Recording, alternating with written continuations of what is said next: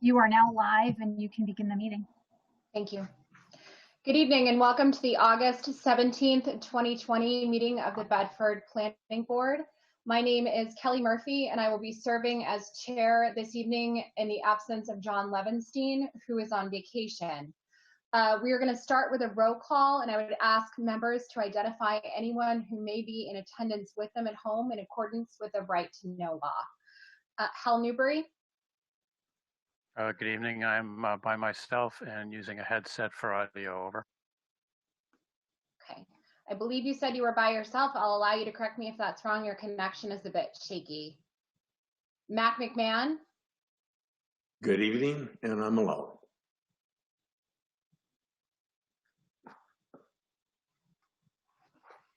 Mac. Yes, good evening, and I'm alone. Kelly, he's checking in and saying that he's alone. Good evening, and I'm alone. I hear Kelly has frozen up. Always the problem. I hear you, Mac. This is Hal. Thanks. Not sure everyone hears you. Over. Councilor DeShaco. I'm here. I'm alone.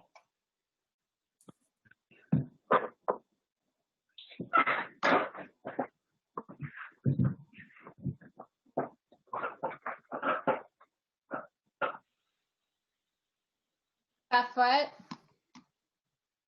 I'm here and alone. Priscilla Malcolm. I'm here and I'm by myself. Stephen Clough.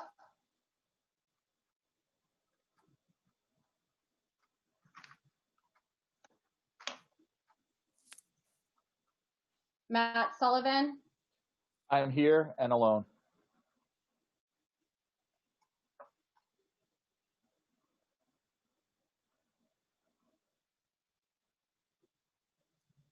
Charlie Fairman. Good evening. I'm here and I'm alone. John Quintal. Present, and I am alone. Rick Sawyer. Evening, I am here. Family's here, but not in the room. Becky Hebert. Here and I am by myself. Mark Connors. I'm here and I'm by myself. And I am here. My children are here, but I am by myself in the room. I'm going to appoint Matt Sullivan to vote in place of the chair who's absent this evening. Thank you. And ask Becky to read the statements regarding coronavirus. Due to the coronavirus crisis and in accordance with Governor Sununu's emergency order number 12, pursuant to Executive Order 2024, the Planning Board is authorized to meet electronically. This meeting is being conducted using the Zoom platform.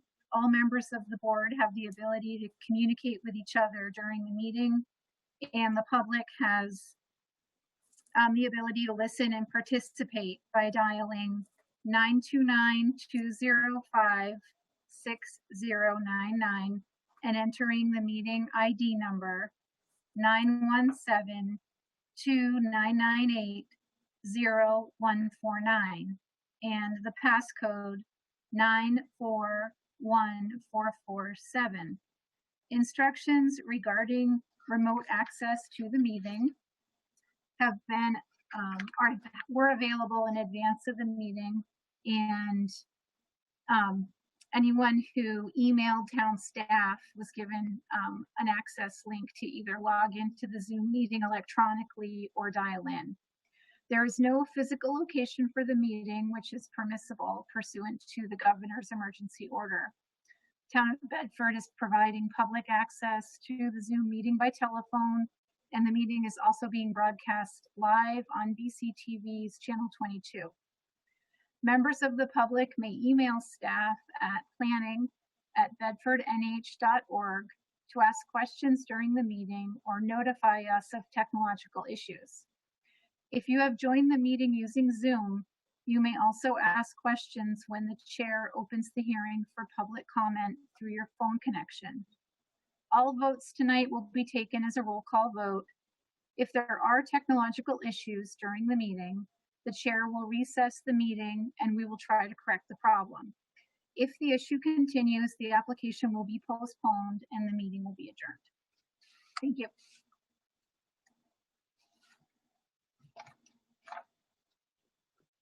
Right, just press. Mark, can you read the agenda, please? Sure. So we originally had 6 applications on the agenda tonight, but we've gone down to 4. So the 2 items under old business, the Market and Main site plan application, that was postponed from the August 3rd, 2020 meeting, and the INQ Enterprises conditional use permit application that was postponed from, I believe it was the July meeting. Both of those applicants have decided to postpone to the September 14th, 2020 meeting. So this will serve as public notice that both the Market and Main application and the INQ Enterprises conditional use permit application are postponed to a date certain, that being September 14th, 2020. So that leaves us with 4 applications under new business. We have a request for approval of a lot line adjustment between 2 residential parcels in a cluster residential development at Green Meadow Lane, lots 3721-14 and 3721-15. Next, we have a request for approval to subdivide 1 lot into 3 residential parcels at 98 Perry Road and Joppa Hill Road, lot 187-6. Next, we have a request for approval of a site plan amendment to convert the former Canoe Restaurant into a fast food restaurant with drive-through service facilities and a high turnover restaurant with a bar, and associated site and architectural changes at 216 South River Road, lot 22-31-1. The last application is a request for approval of a site plan to construct the phase 2 improvements, including a 2-story, 8,900 square foot office and light industrial building addition, and an expanded parking area on Belmore Drive, lot 1-18-20. All of the applications previously recited in our new business have been reviewed by staff, and staff recommend the board find the applications to be complete. The abutters have been notified. It is the opinion of staff that none of the applications poses a regional impact. Staff recommend the board accept the agenda, and in so doing, adopt the staff recommendations. The applications are complete and do not pose a regional impact.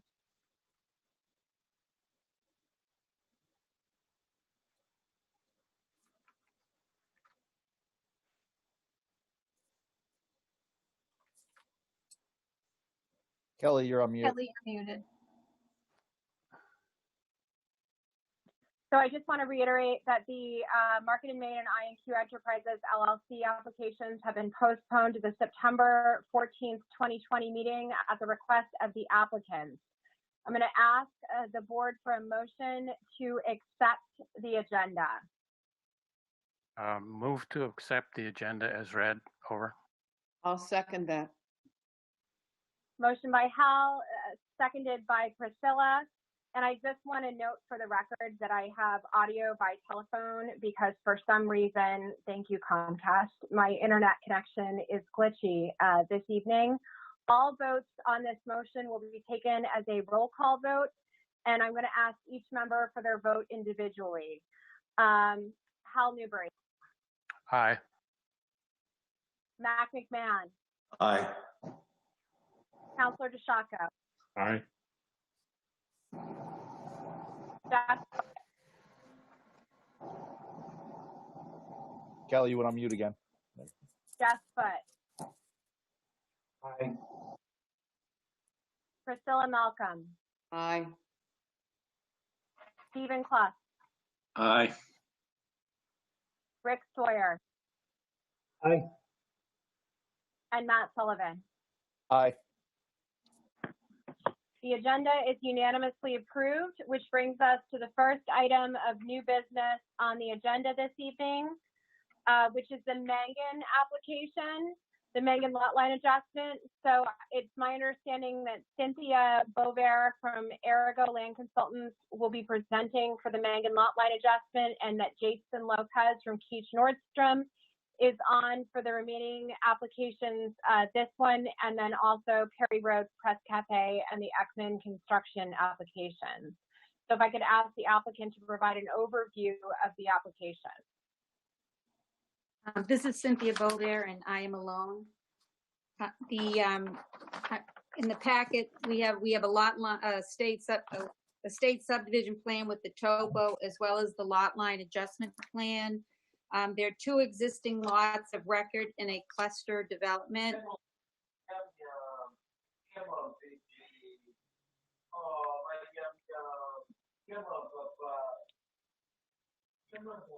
If you're not speaking, please mute. Yeah, please mute your mic. Okay. Go Is it ahead, Cynthia. Okay, thanks, Becky. So this is a copy of the plan that's on the screen now.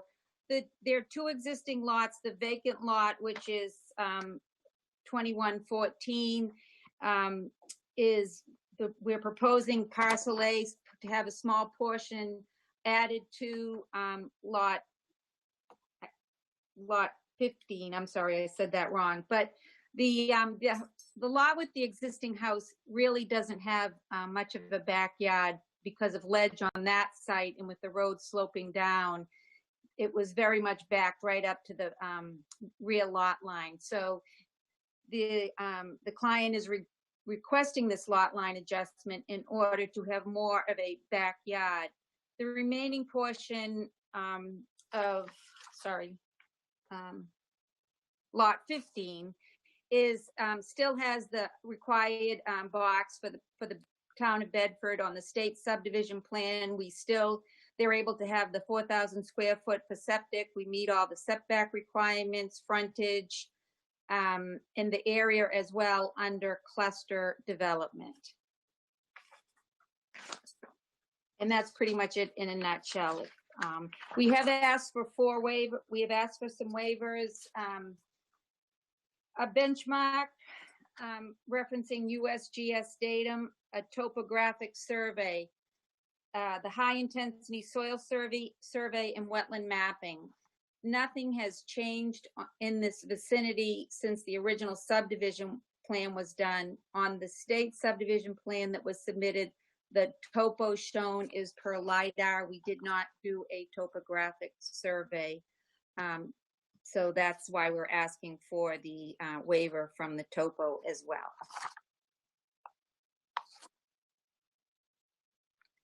And that's pretty much it.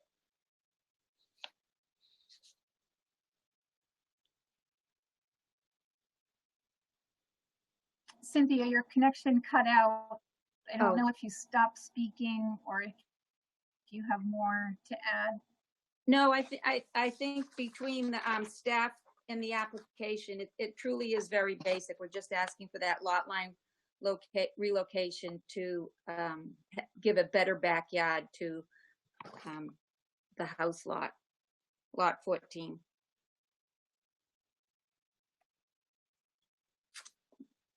I'm done speaking.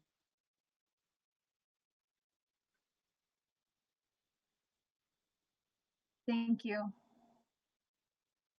Before Mark pulls the image down, does anyone have any specific questions for Cynthia that you would want to ask and have the aid of the subdivision plan in full view? And I think we're going to do this by roll call. Hal? No questions, thank you. Okay. All right, Mark, you Matt? can stop sharing your screen. Yeah. Matt? No questions at this time. Thank you. Counselor DeShaco?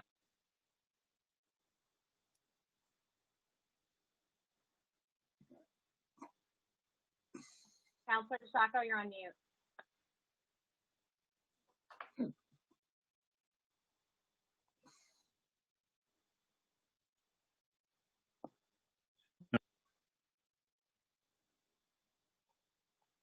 Jeff Foote?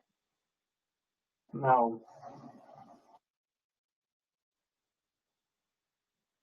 Priscilla Malcolm? No questions. Stephen Clough? No questions. Rick Sawyer, No questions, thank you. Matt Sullivan, No questions. Charlie Fairman, No questions. and John Quintel. No questions. So at this point, I'm going to open the public hearing and invite members of the public to speak. Are there any members of the public that would like to speak on this application?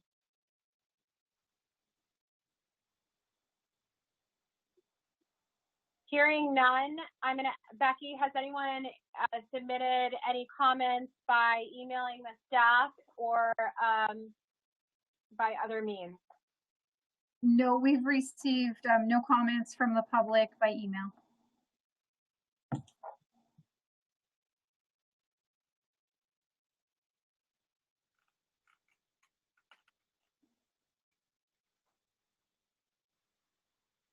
So seeing none, I'm going to close the public hearing at this point and ask, I'm going to assume actually that planning board members and staff have no further comments or questions at this point because no one's piped up.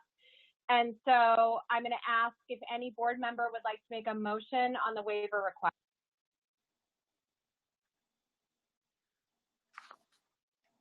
Madam Chairman, I'd be glad to make a motion.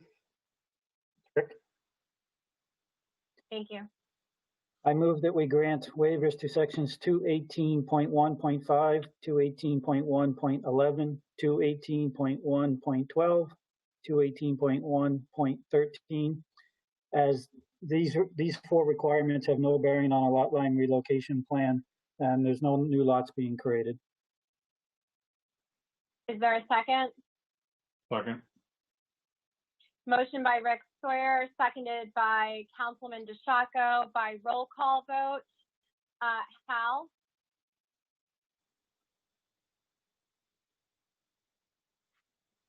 Hal?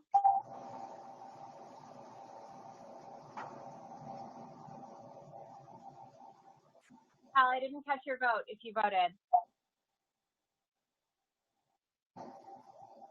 I'm not sure he's still on the call. I am lost control of the mic. Aye. Over.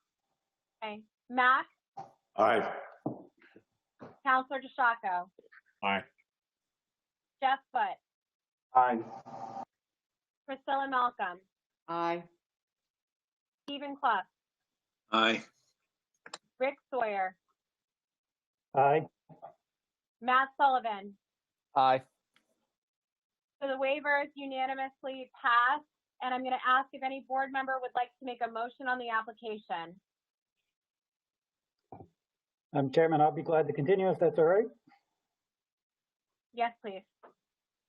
I move that the planning board grant final approval of the lot line adjustment plan prepared for Glenn and Darlene Mangan, the owners at lots 372114 and 372115 zoned R and A, as shown on the plans by Arago Land Consultants LLC dated June 29th, 2020, with the four conditions as shown in the staff report to be fulfilled within 1 year. Second.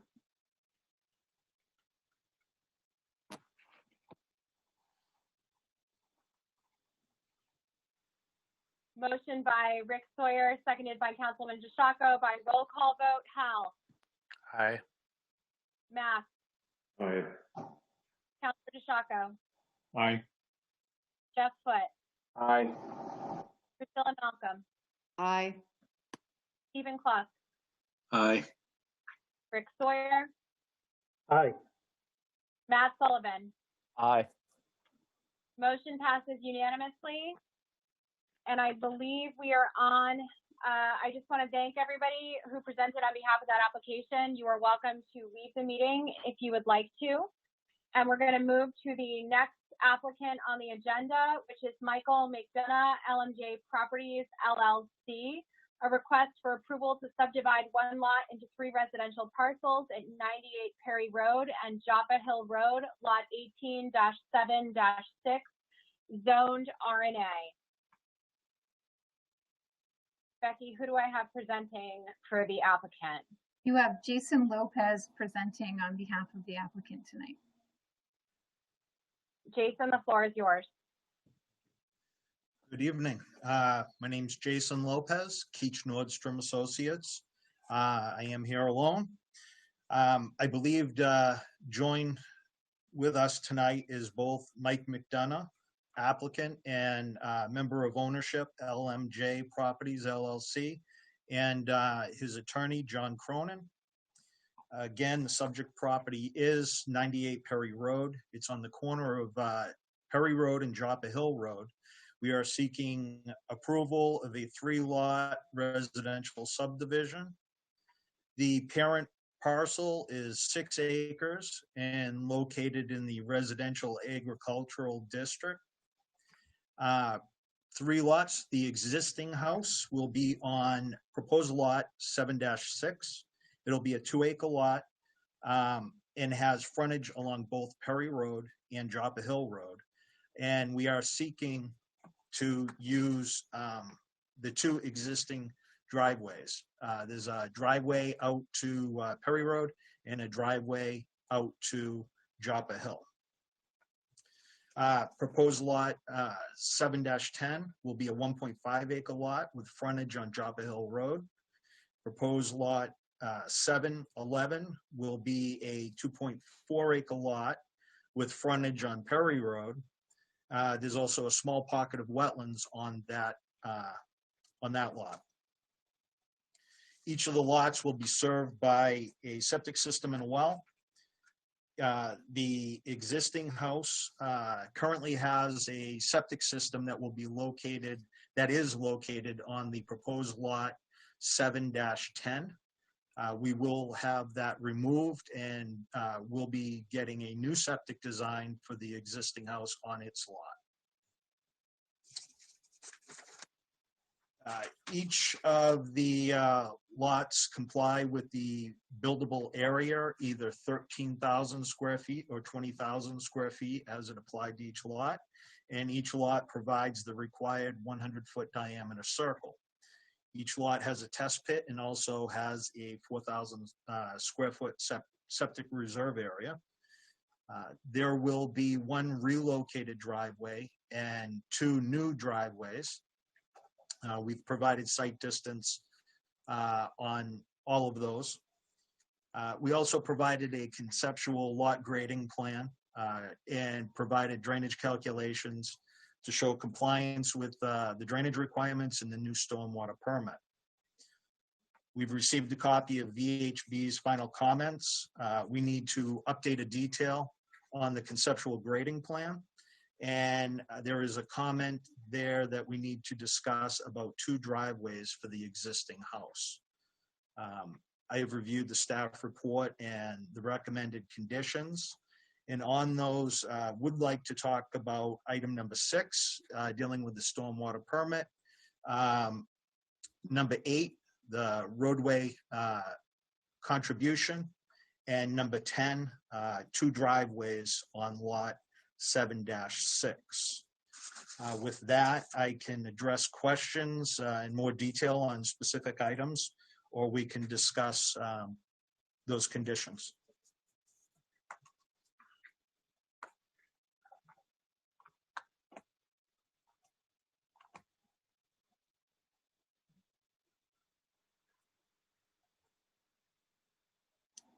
Did everyone hear that?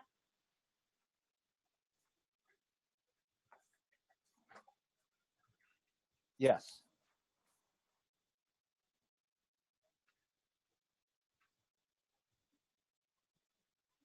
Kelly, I would suggest you just poll each member for questions. That's fine. Hal, do you have any questions? One question, Madam Chair. On lot 7-11, could you just go over, it looks like there's some drainage setup required under that driveway. Could you just review what's going on there? Over. Mark, yes. You can share your screen again if that helps, Jason. Probably the last sheet number 4, Mark.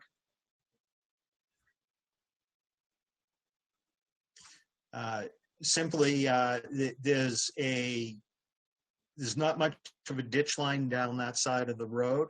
we're going to capture some runoff that comes across the road through a road culvert. And we need to get that on the other side of the driveway towards the wetlands. So it's simply just a culvert on the lot to maintain the flow from that roadway culvert.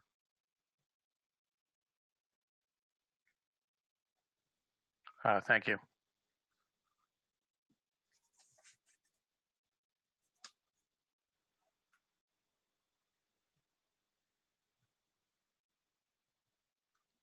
Hal, That's did you all. have any follow-up? That's all I had for questions. Over. Matt? Yes, thank you. Jason, could you go into a little bit of detail on the exit of the stormwater management apparatus, where it goes, please? Again, Mark, probably sheet 4.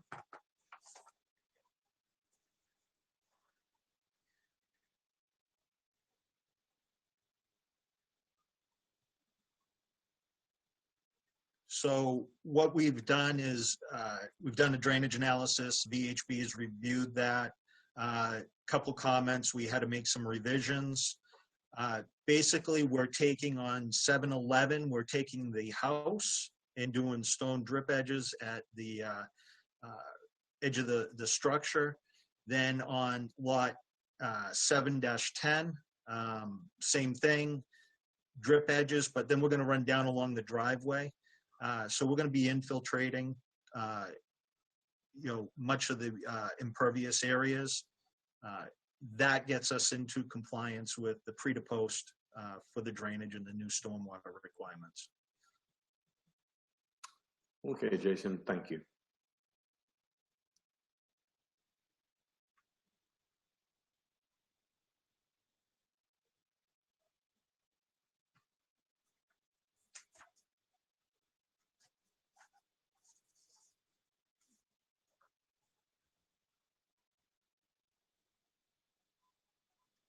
Mac, so I have no comments. Bill DeShotko. Okay. Jeff Foote. I have a few questions. Could we go back to that same plan that we just had up?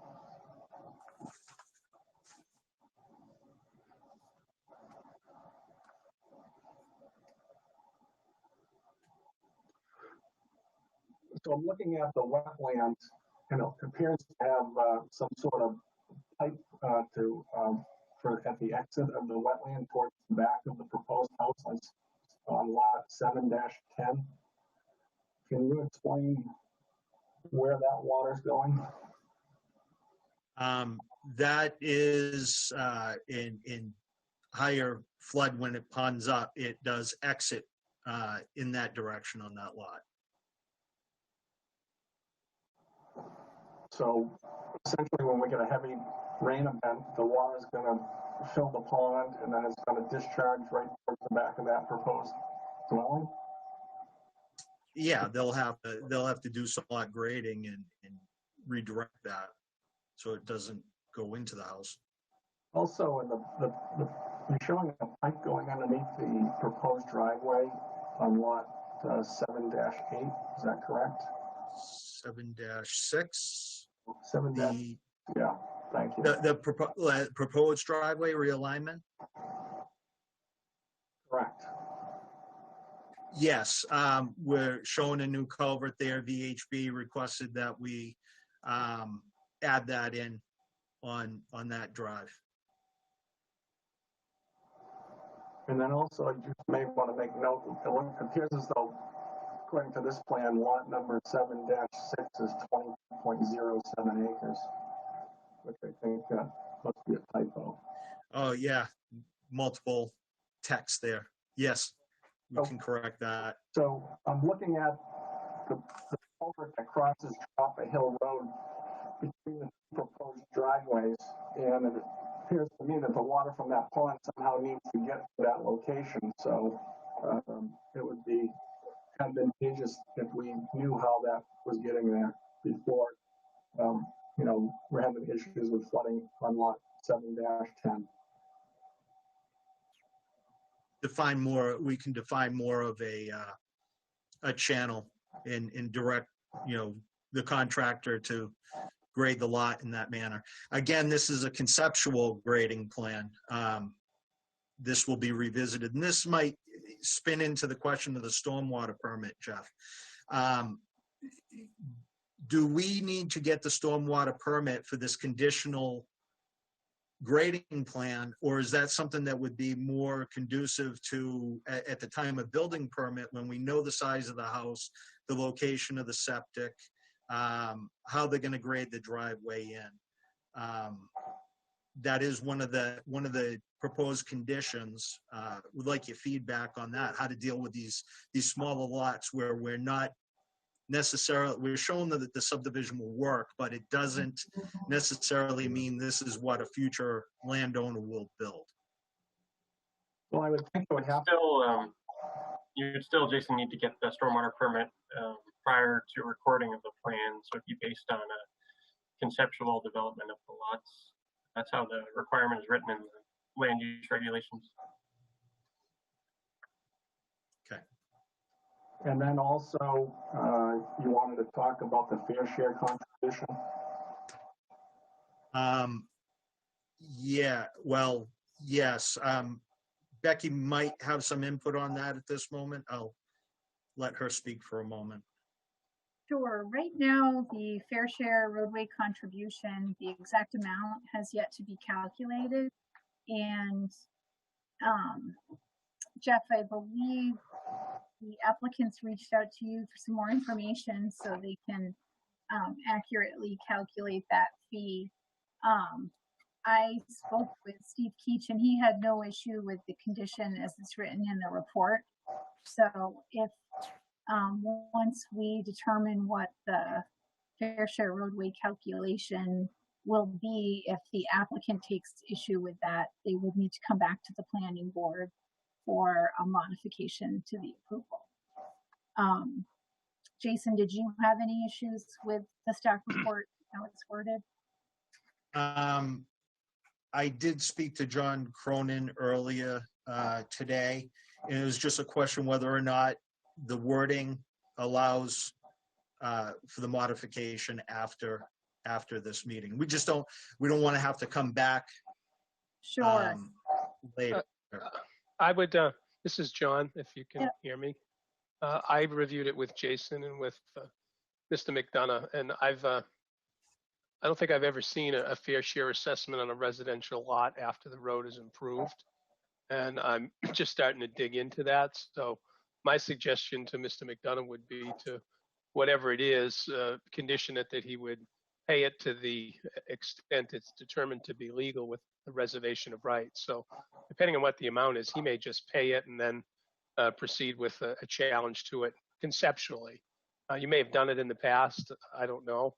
But I don't know how you get a rational nexus other than a Mayberry analysis, or I understand Steve Keach may have done some type of report, but it seems at odd with typical road repair unless that road was greatly improved to deal with growth. I haven't been on it since it's been improved, but maybe it has. So I think if we can just let the condition sit with he reserves the right to challenge it, then he won't have to come back. He always reserves the right to challenge it, John. Okay, well, I've been in cases where people agreed on the planning board record to pay something, and they go to court and the judge says, well, you should have reserved your rights and you didn't. So just want to be clear on that. If you're saying he's fine to challenge that later, that's good with me. That's fine.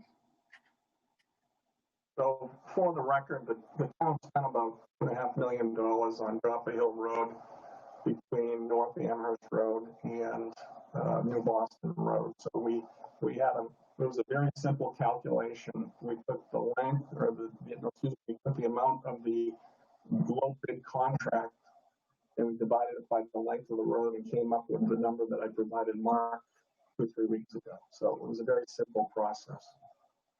And who do you assess it to? People with frontage on the road or the general public?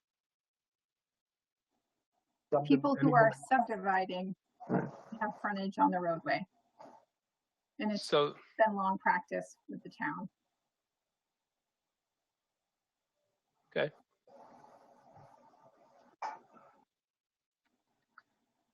Any follow-up, or is that it? I have no further questions. Priscilla, I have no questions at this time. Stephen, I have no questions. Rick, I think my question is probably more directed at staff, and I'm sure Mr. Lopez can weigh in too, but the proposed culvert on lot 11 appears to be taking runoff straight from the road or road right of way. I didn't know if an easement was requested or needed, if staff had looked at that or not.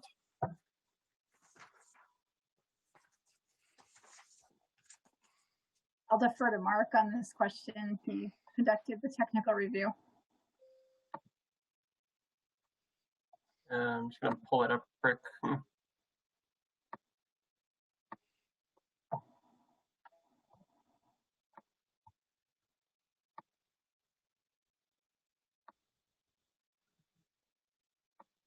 Jason, was this something that I know Keach had, or Mark Rostick from BHP had a comment that you show the culvert for, was it this lot or was it the other lot, lot 6? It was the relocated driveway access point for the existing house. He wanted a culvert over there. If I understand, Rick, you're asking on 7-11, the culvert comes directly under the road, dumps onto the property, flows down into the wetlands. You're looking for an easement over that driveway culvert to maintain that flow to the wetland. Only if staff believes it's necessary. I'm not sure we need an easement, but some sort of language right to flow would be adequate. Jeff, could you say that again? You kind of broke up. Not sure of the easement, a defined easement area is necessary, but giving the town the ability to flow stormwater to that wetland would be appropriate, I think. Essentially, I don't want the town to be in a predicament to maintain that culvert under the driveway on private property. So Jason, I guess it would just be a note that allows flowage rights across the property. Okay, can add that. That's all the questions I have. Thank you. thank you, Rick. Matt Sullivan, No questions. Charlie Fairman, No questions. John Quintal. No questions. Okay, seeing no questions at this point and the applicant having had the chance to respond, I'm going to open the public hearing and allow members of the public to speak. Is there anyone present on the Zoom call that would like to speak to this application?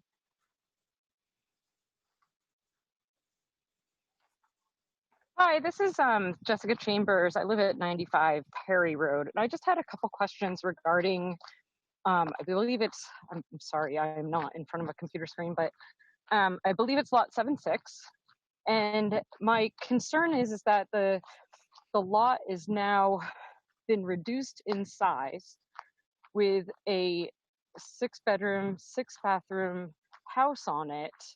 And the size of the lot calculated, I wasn't able to really determine whether or not it met due to the soil conditions. There's I sent in an email that has all of the details in it, but I didn't know if there was additional information or if somebody could speak to how the minimum lot size was determined with the 6-bed, 6-bath home now on a smaller lot.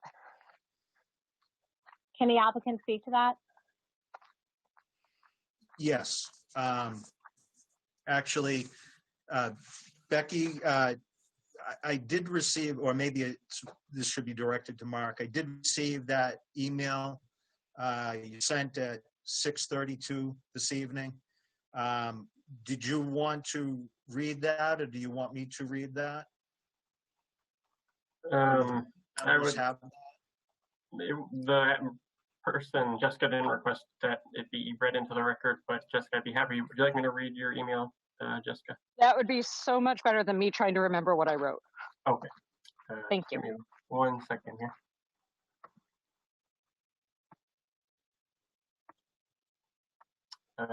So Jessica emailed today a little bit before the meeting. She said, good evening, regarding a subdivision application at 98 Perry Road, I have the following questions. The minimum lot size is determined by zoning as well as soils. Although the soil table is listed, the areas are not, which does not allow me to determine whether or not the existing 6-bedroom house on lot 7-6 would become non-conforming when calculating the minimum lot size using the method listed in Article 231, paragraph 231-2-4A. Can this breakdown be provided? The buildable, her second comment is the buildable area listed on lot 7-6 is identified in the 13,000 square foot shaded rectangle. The existing structure and accessory structures exceed this area on the proposed lot. My concern is the 5,500 square foot home on the 98 Perry lot exceeds the buildable area and is non-conforming. Is the buildable area limited to the shaded area? Thank you, Jessica Chambers, 95 Perry Road, Bedford. So I can address, I'm going to start with the second item, and that's the question regarding the 13,000 square foot shaded rectangle. Mark, if you could bring up sheet number 2, I believe it is. Okay.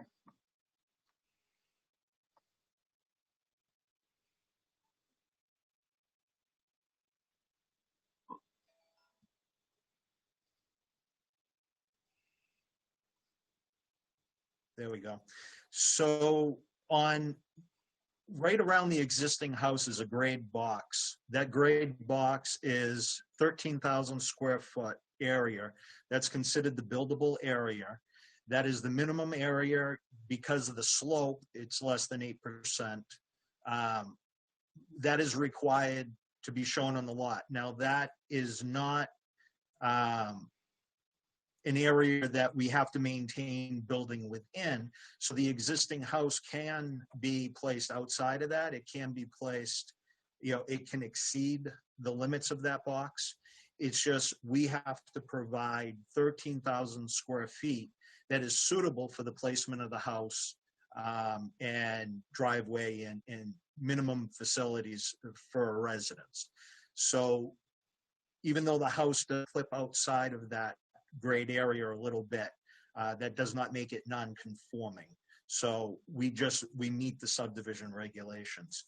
Now, the first item on the lot size and the soil types, having received that at 6:30, I dug out my lot area by soil type calculations, and I got to admit, there is an error there. So this lot was sized for the 4-bedroom house. The lot requirements, if you have more than 4-bedroom house, you're required to increase proportionally for each additional bedroom. So our lot, you need to have, based on soils, a value of 1. So this is a 6-bedroom house. We would be required to have a soil value coming to 1.5, 0.5 for the 5th house, 5 for the 6th.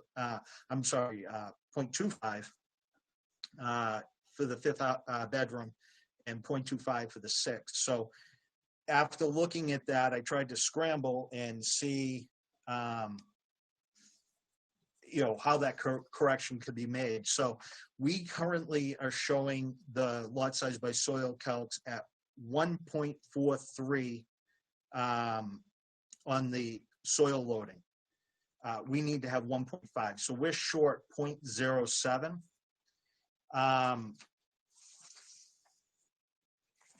We have on lot 7-11, we're required to have 1, and we have 1.53.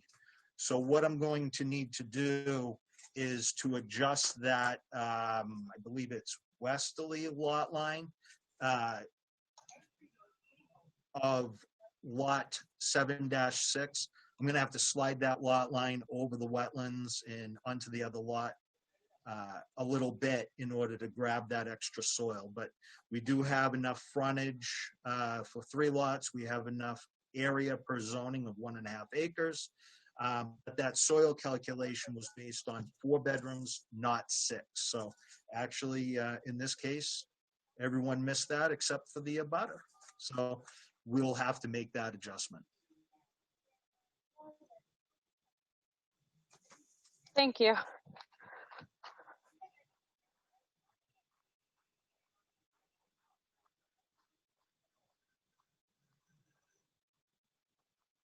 I don't have any further questions or comments.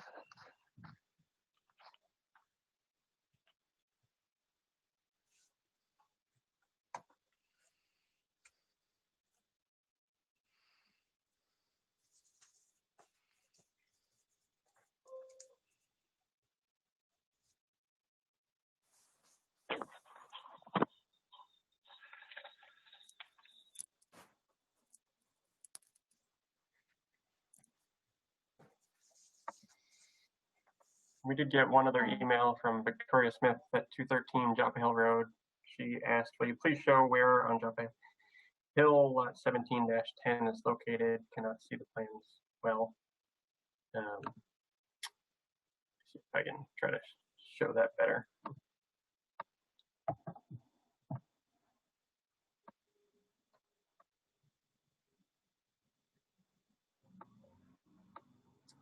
So just for reference, this is the part of Joppa Hill Road that intersects Perry Road, the town-owned conservation land. The farm at Joppa Hill is to the west of the site. And so it's kind of a triangular lot sandwiched between Perry Road and Joppa Hill Road.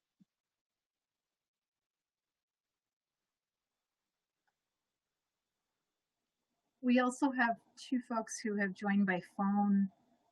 If you would like to speak on this application, please unmute yourself and speak up now. You can also press *9 to raise your hand using the Zoom platform.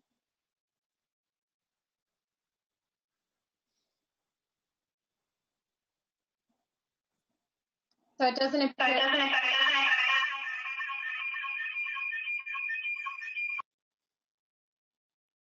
So it doesn't appear that we have any more comments. And so at this point, I'm going to ask if any board member would like to make a motion. Madam Chair, it's Rick Sawyer again. I don't know if they discussed the second driveway issue for condition 10. They brought that up earlier that they wanted to discuss that.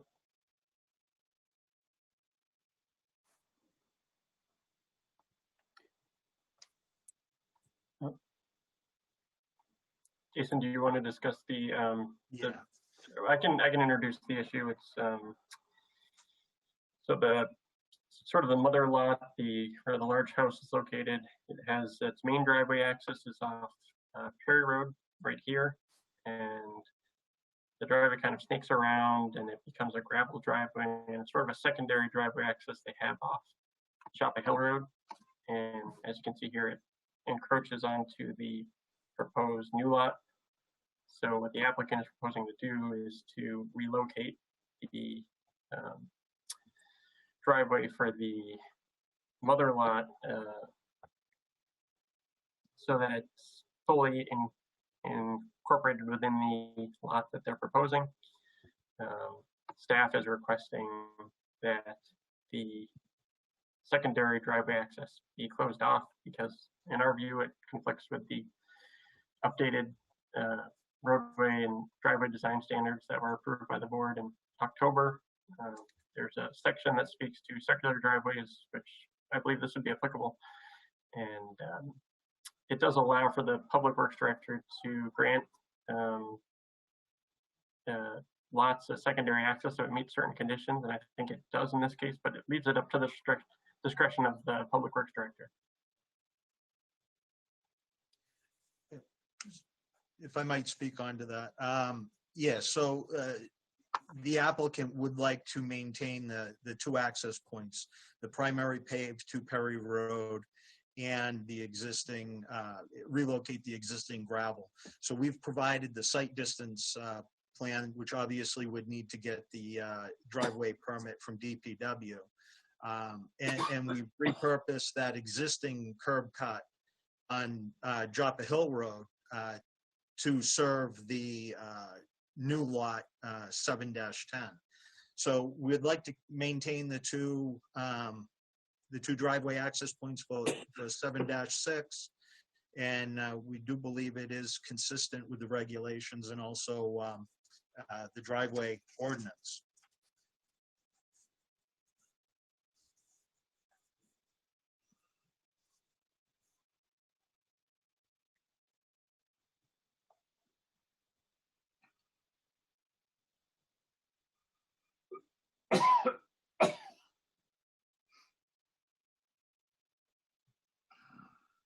I'm not sure if this is something you want to speak to, Jeff, but the reason we're asking that they close the secondary driveway is the driveway standards and are pretty clear that the town wants to move away from lots with 2 driveway accesses. There doesn't seem to be it's a good reason to have 2 driveways here. And like I said, it does allow the way that, I'm interpreting the regulations does allow the public works director to allow a secondary access if he chooses to, but I believe it leaves up to the discretion of the public works director. So I really haven't been to the site in a while. And I recall back in the day when the house was there alone, the driveway was somewhat majestic, and it really didn't serve a lot of purpose because the upper lot on Perry Road is their primary access. But that was constructed. I'm going to guess way long before we enforced standards in town. And I'm somewhat ambivalent about it until I just heard the 4 to 6 bedroom room addition. I think about stormwater, like loading, and it seems as though that lot is, it's because of that additional driveway, there will be more stormwater going into that culvert that crosses underneath Up a Hill Road, and I have concerns about stormwater. And actually, if we could bring the plan back up so I can expand upon that a little further, I would appreciate it.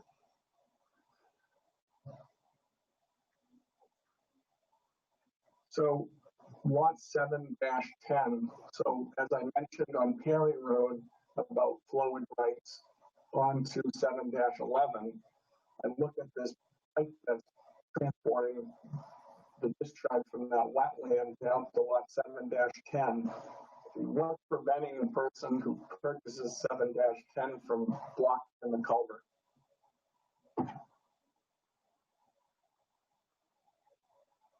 Currently, nothing, I guess.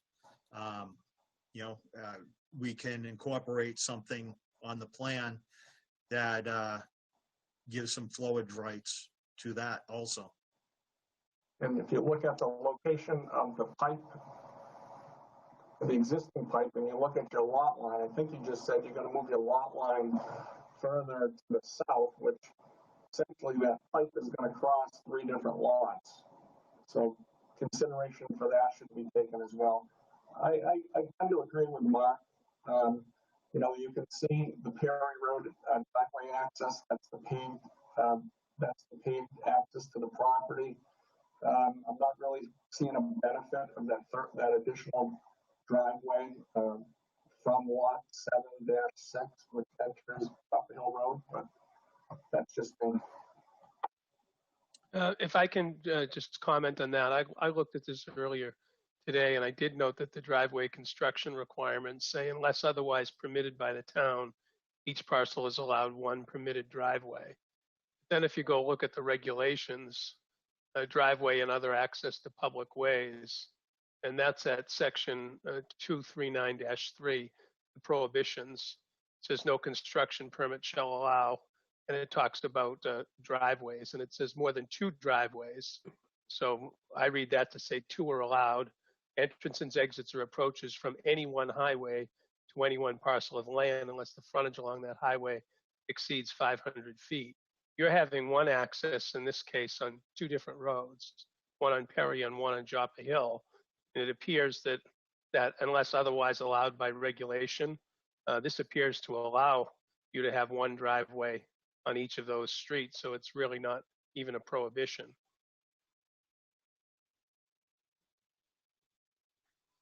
That's true, John, but the land development control regulations, the updated driveway standards that the board approved back in October, it includes a section on circular driveways, and it includes language. I'll just read the language. It says, the Director of Public Works may permit a circular driveway if the following criteria are met.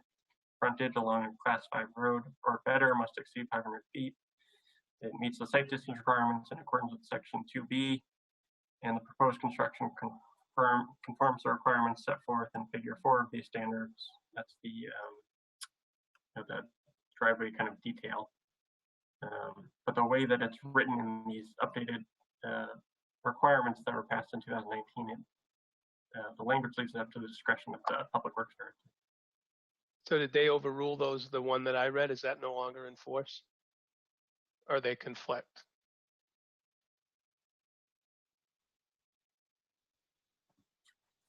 I believe there might be a conflict in, there's two different requirements, but I believe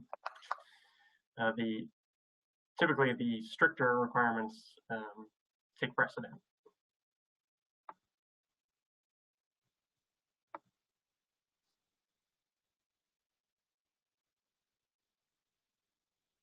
I would like to add one more comment, kind of go back to one of Jeff's comments on the drainage. Today, that driveway is an existing gravel driveway, looking to rebuild that as gravel. That was factored into the drainage analysis. So it were actually technically a little bit shorter, but not much. So really, there's going to be no additional increase in runoff due to that driveway being relocated. If we were to eliminate it completely and grass that area in, we would probably be able to have a reduction of the infiltration on lot 7-10. We have more infiltration on that lot to make sure we're matching our pre to post. So in drainage, it works, and we have provided the site distance, which complies to all the criteria that Mark just read, relating also to circular driveways. Jason, is this a circular driveway in the ordinary sense? Isn't that typically where you have two accesses off the same road? I wouldn't really classify this as circular, because usually the circular is two access points, maybe 100 feet, couple hundred feet apart onto the same road. This is distinctly two separate roads. This is an access point to each frontage. No, I'll just end it. I think everyone gets the gist of the issues is that there's already two servicing this particular lot. I know you're creating additional lots, but it already has two there. You're simply relocating it a short distance. So just ask you to consider that as well. I will just say the town has a policy of interpreting the circular driveway to mean two driveway curb cuts.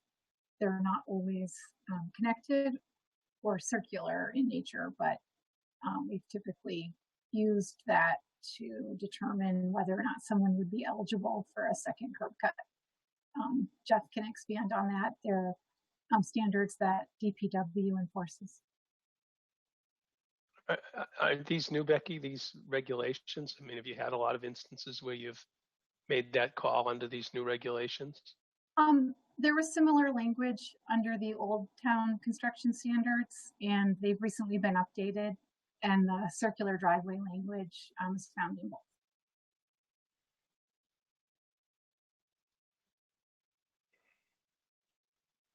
Rick. Thank you, Madam Chairman. I had one more question for, I guess, the planning director. Are you comfortable with the lot sizing changes that need to be done being approved by staff, or do you feel that needs to come back to the board?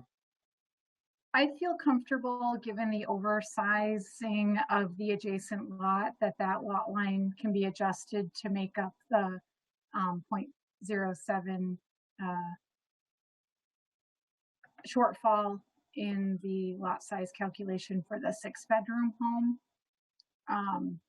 I think that we can handle that under a technical review. It Okay, will thank you. mean for the planning board that the lot line will shift slightly. So Madam Chair, I'd like to go back to condition 10. Is that resolved? Over.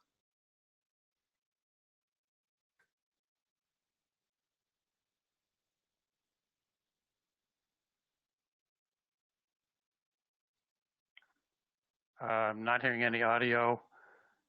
The way I heard the conversation, we should keep 10, but consider adding unless reviewed and approved by the Public Works Director. Over.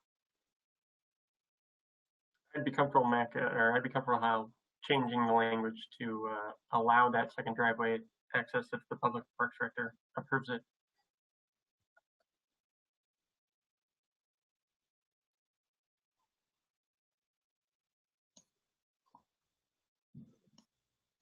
With that in mind, is there a follow-up question or is there a motion from a board member?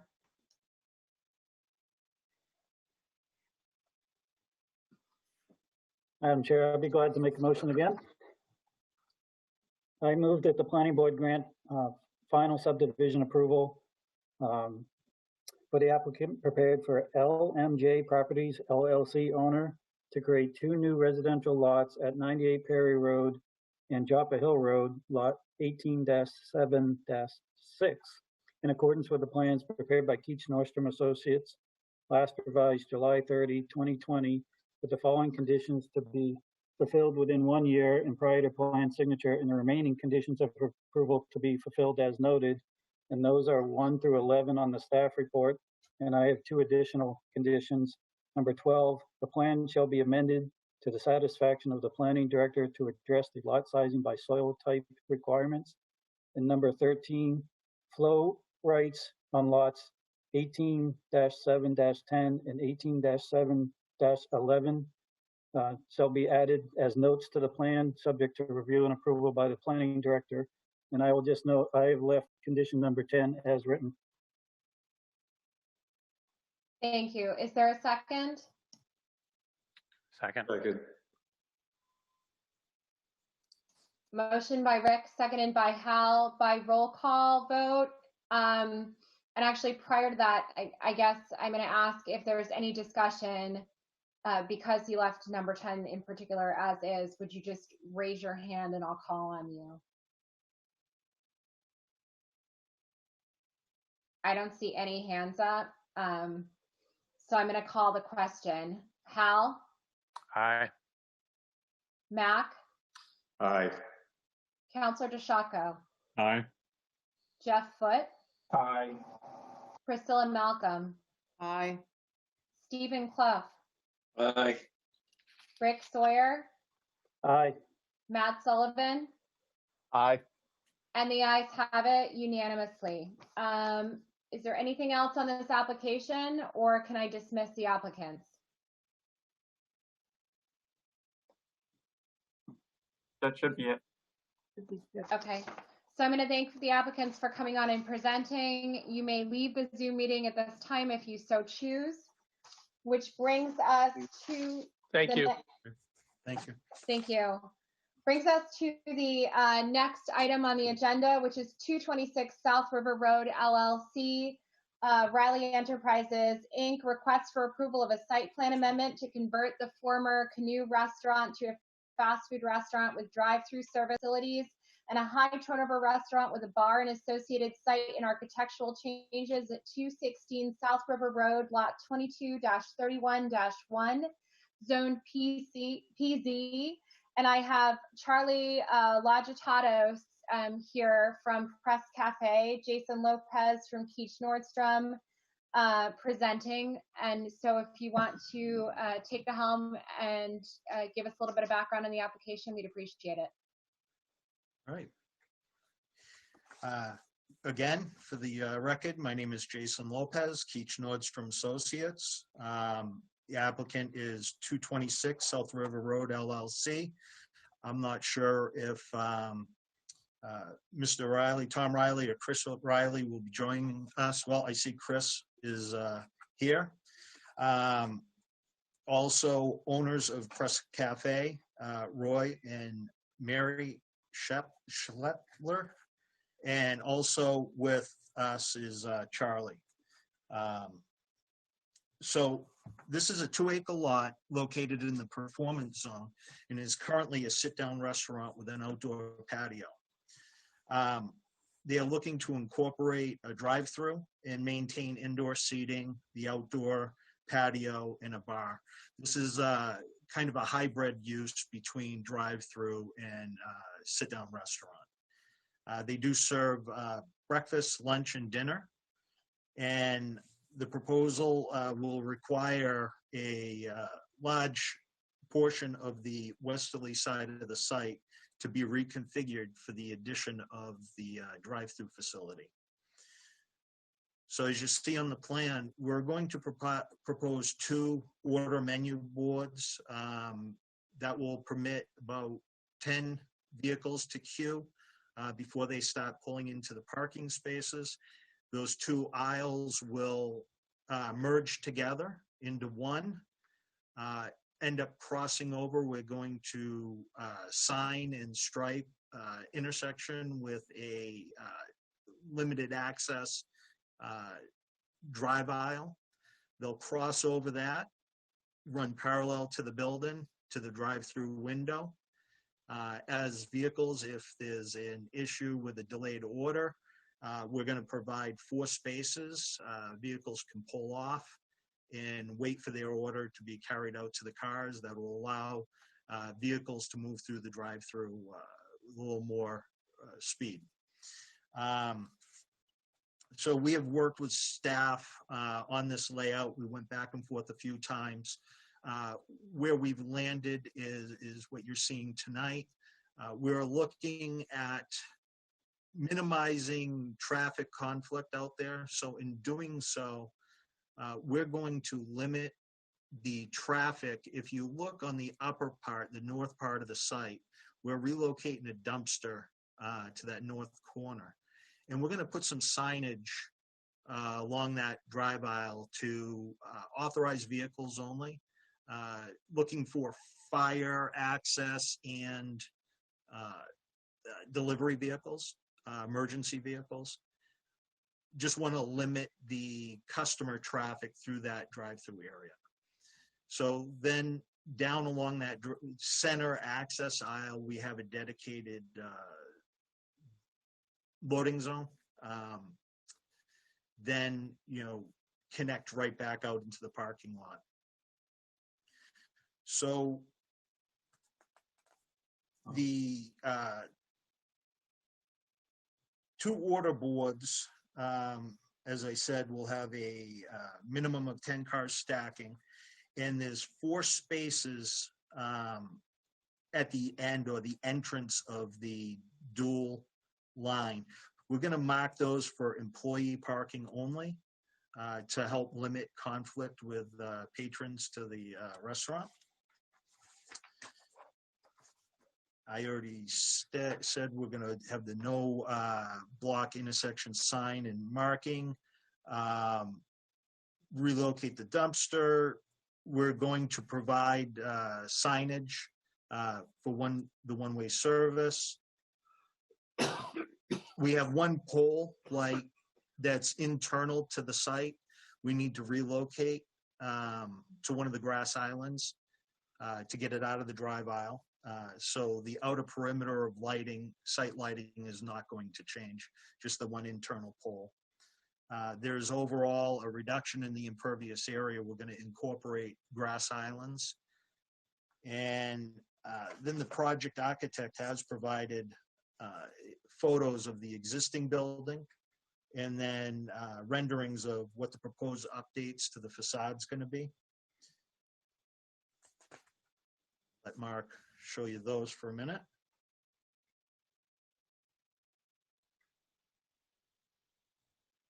So this is the existing canoe restaurant. That restaurant closed earlier this year. And that entrance, they're going to rework and relocate the entrance into the building. That view is the patio that faces South River Road. They're going to maintain the patio.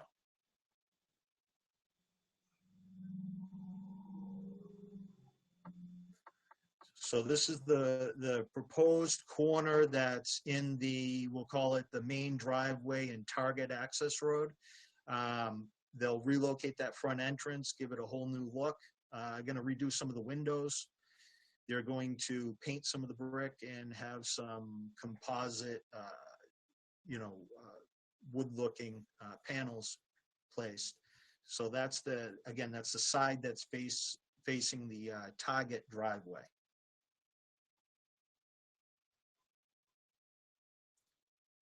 And that's the back side of the building, or the side that faces South River Road with the patio. They're going to incorporate some lighting up in the roof section of the patio and some wall sconces on the posts.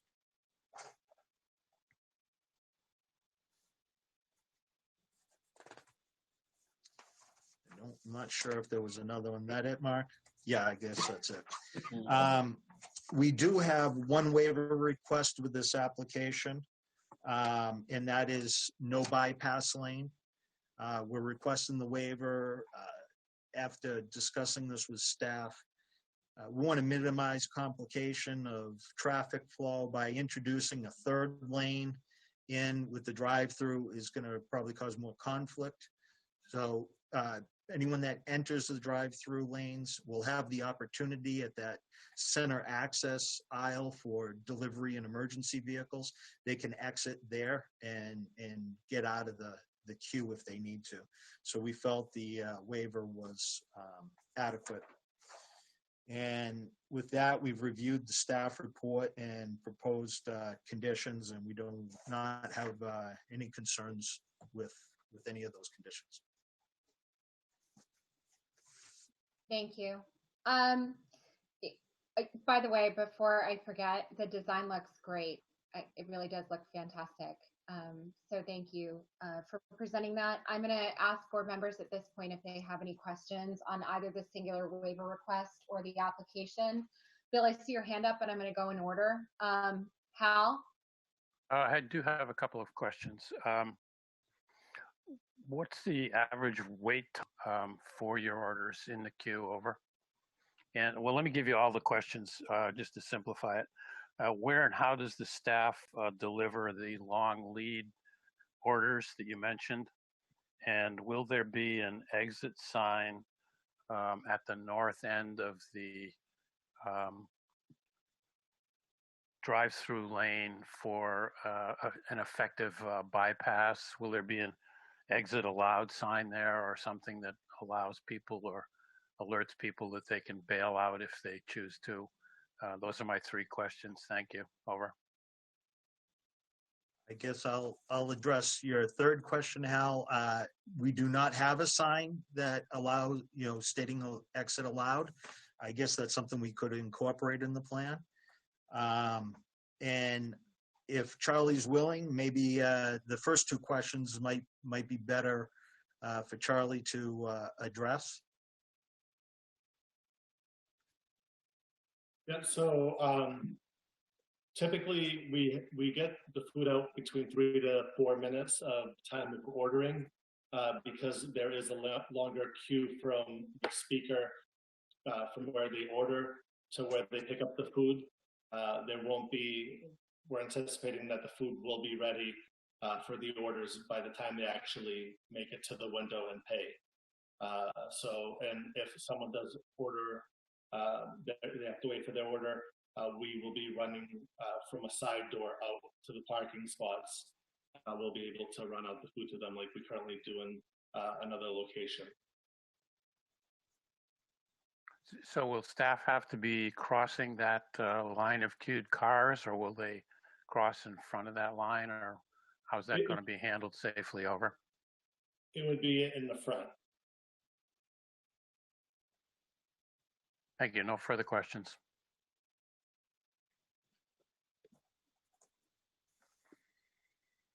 Thank you, Hal. Mac? Yes, ma'am, I would. Are you going to come back later for a signage plan? Or what you have displayed right now is what you think it will look like?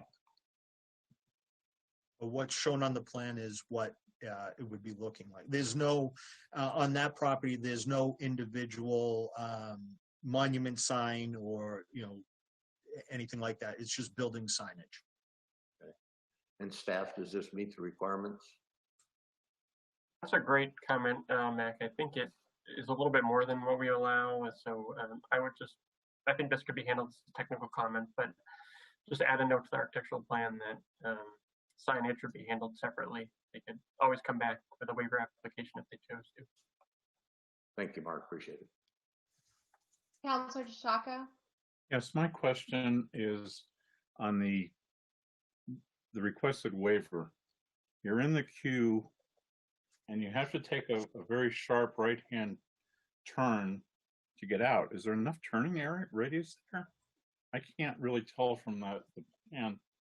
I think where the islands are shown, it's a very narrow spot and a very tight spot.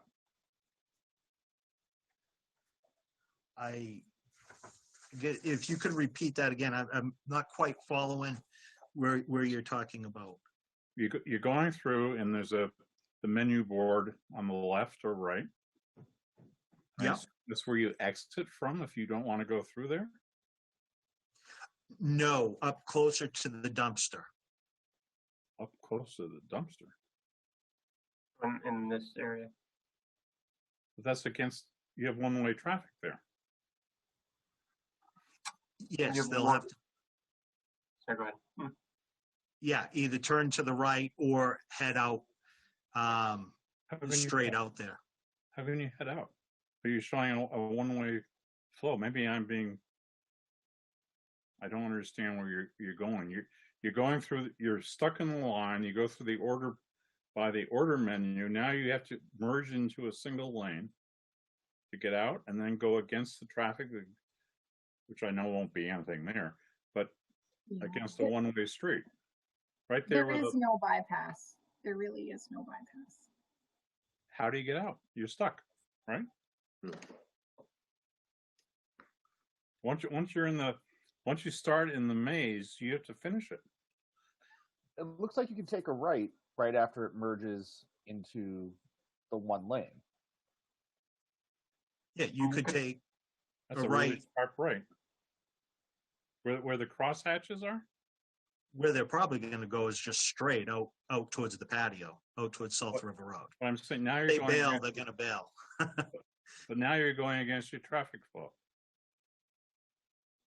That's coming in from your other people who want to park by the patio, for example. There shouldn't be any traffic there. That's going to be signed for authorized only. So that's the dumpster, delivery trucks, your emergency vehicles. There's not going to be much there. I'm just going back and looking at the mess at Dunkin' Donuts, and the cars coming in and cars coming out. It doesn't make a lot of sense to me. I'm sorry. Needs a better explanation. It's a fairly wide area, Bill. I mean, I agree with you that the way it's lined up, we're not necessarily encouraging it, but it is 20 feet wide for emergency access. So I think the average car would be able to negotiate that turn if they did need to exit. If it was a truck or a larger vehicle, it might be more of a challenge. Okay. Jeff Foote? Yes, question relative to traffic at the signal. Has there been any sort of review of that? No, we did not review traffic. That didn't come up in the scope. It is lower count on the seats and so forth than the previous restaurant. So there was no consideration given for the drive-through and additional traffic that this may induce? No traffic study has been done. Okay, thank you.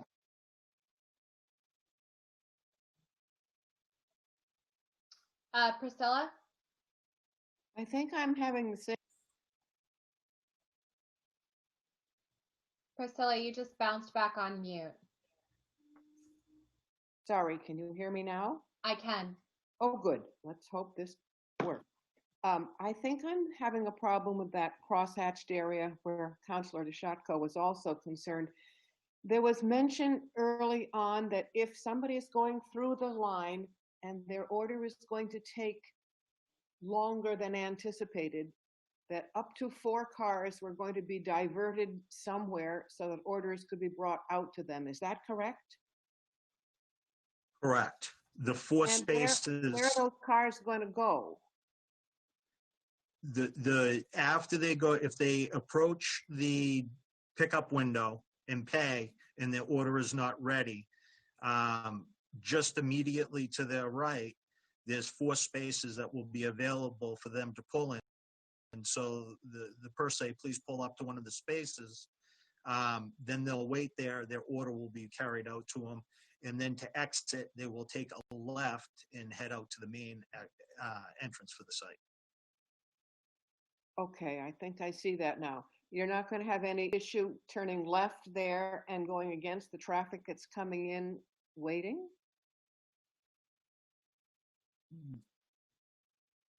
I guess I'm not following you. Coming into the site?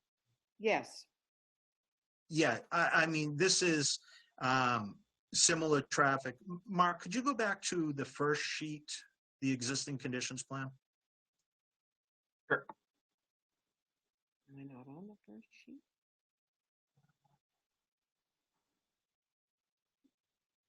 Jason, if I understand her correctly, I think the question is one of the degree of a potential logjam that could occur.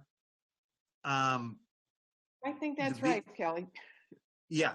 No, they're going to have to wait at an intersection. It's much like in the existing site here.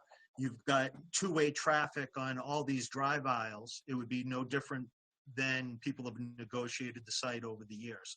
They're going to come to that area, and before they pull out, they're going to have to wait before they go towards the exit of the site. Okay. Thank you. Thank you, Priscilla. Stephen? I have no questions. They were addressed by other board members. Thank you. Town Manager Sawyer? I have no questions. Thank you. Matt Sullivan? Yes, one quick question is looking at the hours of operation of your other locations, they appear to be 5 a.m. to 10 p.m. Will this location have those same hours? Yes, we are planning to keep the same hours. All right. Thank you. Charlie Fairman? Thank you, Madam Chair. I have just a couple of comments. I think, first of all, welcome to Bedford. As you know, we have lost 3 restaurants in the last year, and we desperately need new restaurants, particularly family restaurants. I'm a little concerned about the emphasis on the bar and not enough emphasis on family. So I'd like you to comment about that. I also share concern with the members that spoken earlier about the traffic flow through that drive up. It is a pretty tight area. I have seen in other drive ups cars with trailers on them, campers, and all kinds of vehicles. And I'm not sure that you have enough turning radius for all of that. I just trust that you've studied that kind of a problem. That's all my questions and comments. I'd like you to just chat about a couple of those. So we just added the bar in one of our locations. We've always been focused more on the food, smoothies, lattes, espresso. We just wanted to add another offering to what we do. Both Roy and Mary, they're family people, they have 4 children. my wife and I, we have 2 children. Press Cafe is definitely a place that we bring our families, and we're a big part. We try to be a big part of the communities that we're in. So we do get a lot of high school kids. We do get a lot of families that come into our establishments. In no way would we ever want a bar atmosphere, like a typical bar or pub atmosphere. What we're looking for is just to basically give another offering with dinner, a nice glass of wine or a nice martini. We aren't big into loud bar or anything like that. We just want something comfortable, easygoing, relaxing. We know the main part of our restaurant is the cafe side. We just wanted to kind of give another offering. So, with that concern, it wouldn't be a loud, obnoxious bar. It's definitely geared towards families. Thank you very much, Charlie. And again, welcome to Bedford. We look forward to seeing you. Thank you. In response to the Charlie, your question on the turning radius, I had met with the owners of Press Cafe out there, Mary and Roy. She had a similar concern on turning radius. She drives a Suburban. She wanted me to mark out and show where she needed to drive. It negotiated that turn quite fine. She didn't have to max out the steering. So that was one of the owner's requests was, can my Suburban make it? And more than ample turn-in radius there. Thank you. Thank you. John, did you have any questions? Sure. Yeah, regarding vehicle concerns. Is there going to be a height restriction at your drive-through?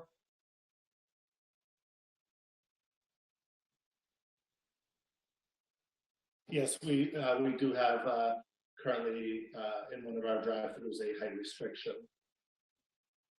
Okay. I was just wondering, bigger box trucks trying to go through or whatever, bigger vehicles with the turning radius. We typically don't, Suburban, the bigger box trucks and stuff, typically we don't service them. We do offer online ordering, and, that would be more what we would ask them to do. Okay. I'm good. Thank you. Having heard from all board members at this point, I'm going to open the public hearing and ask if anyone on here has any questions as members of the public.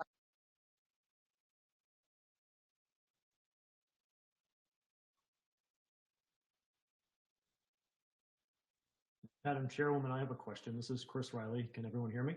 Yes, we can. Okay.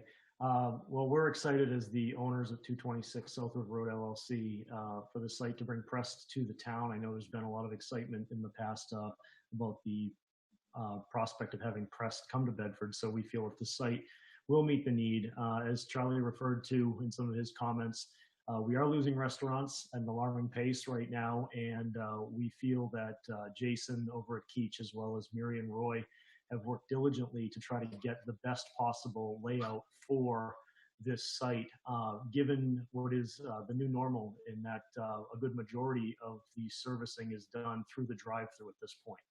I think the key for restaurants to be successful moving forward will be the ability to remain open when physical entry into the facility is prohibited. We hope it doesn't happen again, but while we're in this now, we know what has occurred in the past, and we're trying to create businesses moving forward that will be able to sustain a business model that works. So I know they worked quite diligently to get the drive-through, a double drive-through designed well. As we know, there's no such thing as a perfect design, but we feel this is a very strong, good design. We have been in contact with the owners, the majority owners and management company at New England Development, Steve Karp's company, to discuss this tenant coming to the site. They're excited about the tenant in this site, addressing most of the other traffic concerns. Stacking I think it's a little more than we need, but they are showing with the 2 lanes as well as the pickup aisles, over 20 cars can stack into that before we see anything even approaching the entryway. And in an extreme circumstance, if there was an overflow in excess of 25 or 30 cars, which is a very, very rare occasion, if it would ever occur, we'd still keep all traffic internal to the development, so there isn't any overflow or spill into any public roadways. So I hope the members of the board and staff are as excited as we are as owners of the property to see this business come to town. I think it's a real asset to Bedford, and I think the citizens will really get a lot of enjoyable use out of it. Thank you. Thank you, Chris. I appreciate it. And if anyone is listening to the meeting on a telephone, you can dial *9 to raise your hand and indicate that you have a question. Becky, are there any comments that were submitted prior to the start of the meeting? Or Mark, are there any comments that were submitted after 4:30 p.m. today that should be read into the record? We have not received any comments by email. So having not received any and having had the applicant respond in full, I'm going to close the public hearing and ask if planning board members and staff have any further comments or questions. At this point, finally, the meeting is small enough that I can see all of you on one tiled screen. So if you have questions, you can just raise your hand and I will call on you. Madam Chair, if I may have two late questions. Yes, Mac. Number one, could we have the location of height restriction put on the plan? And number two, Jason, where is the snow removal area going to be located? We luckily have decreased the impervious area. We've got some larger grass islands now. I don't honestly know where they were stacking all the snow when it was all pavement. But now we've got quite a bit of extra green space. Okay, Jason, thank you much. Thank you, Mac. There's a singular waiver request on this application. Is there a planning board member that has a motion on the waiver? Kelly, Chris Riley has his hand raised. I'm not sure if he has a new question. I apologize, Chris. I missed your hand. Go ahead. Yeah, I just forgot in my comments. A question was raised about the signage as far as the existing signage on the building currently and the new signage that was shown in the architectural.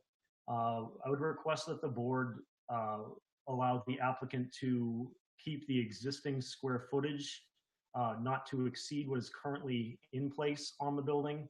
And should the applicant wish to go and request additional signage above and beyond the existing square footage that is present currently today, that we come back and work with staff or come to the board if that's needed. I don't think it would be.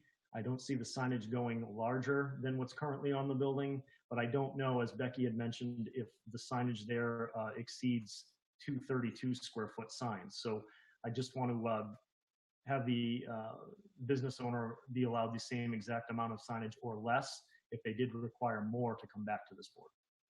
Thank you. Because the applicant did not file a waiver for the signs, I would want to have a better grasp on the size of the signs and how the proposed signs compare to what is existing today. I guess I'd recommend that the board require compliance with the regulations for the signs, and if they need additional relief, they can come back to the board for a waiver.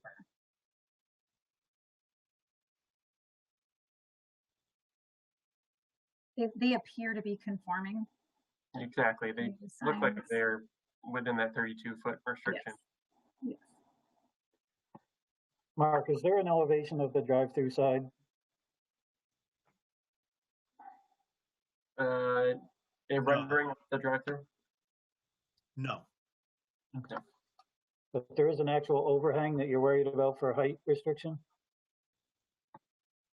Yes, they have not, the architect has not solidified that side of the building, the interior and the location, but I was told that there would be a canopy over the drive-through.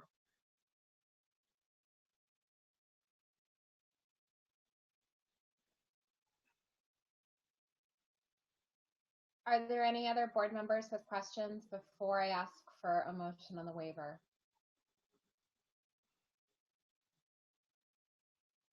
Right, seeing none, is there a motion on the singular waiver request? Madam Chair, I move that the board grant the waiver from section 321.2.4 of the Land Development Control Regulations, which basically waives the requirement for a bypass on the drive-through. Over. I'll second that. Okay, so I have a motion by Hal, seconded by Priscilla. By roll call vote, Hal, Aye. Mac, Aye. Counselor DeShako, Aye. Jeff Foote, Aye. Priscilla, Aye. Stephen, Aye. Rick, Aye. Matt. Aye. So the ayes have it unanimously on the waiver request. Is there any board member that would like to, at this time, make a motion on the underlying application?